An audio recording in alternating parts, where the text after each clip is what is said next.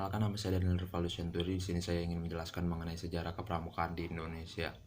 Sejarah kepramukaan di Indonesia terlepas dari ide gagasan yang dicetuskan oleh Lord Baden-Powell. Scouting atau yang dikenal dengan istilah di Indonesia adalah kepramukaan dikembangkan oleh beliau pada saat beliau berada di Inggris. Beliau mengadakan perkemahan dengan 21 pemuda Inggris yang melakukan kegiatan kriminal dan tindak kejahatan yang berlangsung pada 8 hari di Pulau Brownsea pada tahun 1907.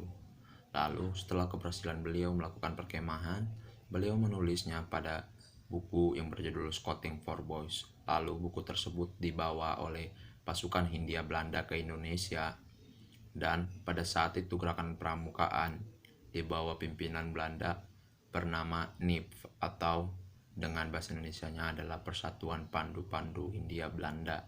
Setelah terjadinya Sumpah Pemuda, banyak sekali rakyat Indonesia yang gemar dan ingin mengikuti kegiatan kepramukaan. Lalu pada tahun 1930 dibentuklah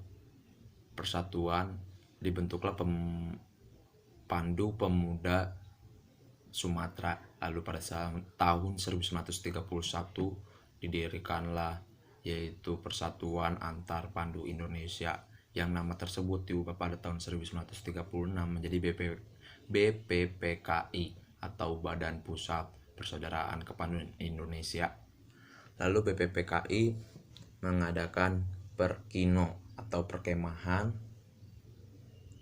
kepramukaan Indonesia umum yang pertama yang menjadi cikal bakal sampai saat ini masih terjadinya jambore.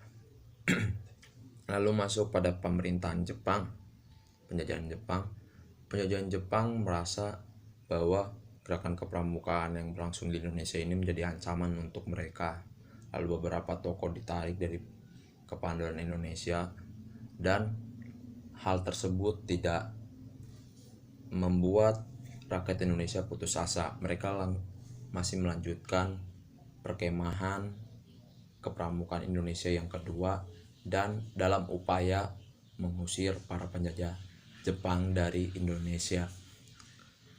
Setelah terjadinya kemerdekaan Indonesia pada tahun 1945, tepatnya pada tanggal 28 Desember, didirikanlah organisasi rakyat Indonesia yang berada di Solo, yang menjadi wadah bagi kepanduan yang berada di seluruh Indonesia. Di tahun 1961 banyak sekali organisasi kepramukaan yang terbagi menjadi 3 federasi, sekitar ada 100 organisasi. Lalu pada tahun 1961, tepatnya pada tanggal 14 Agustus, diresmikanlah dan diperkenalkanlah secara resmi gerakan kepramukaan di Indonesia, dan pada tanggal itu juga diingat sebagai Hari Pramuka se-Indonesia. Sekian penjelasan mengenai sejarah kepramukaan di Indonesia. Kurang lebihnya mohon maaf. Terima kasih.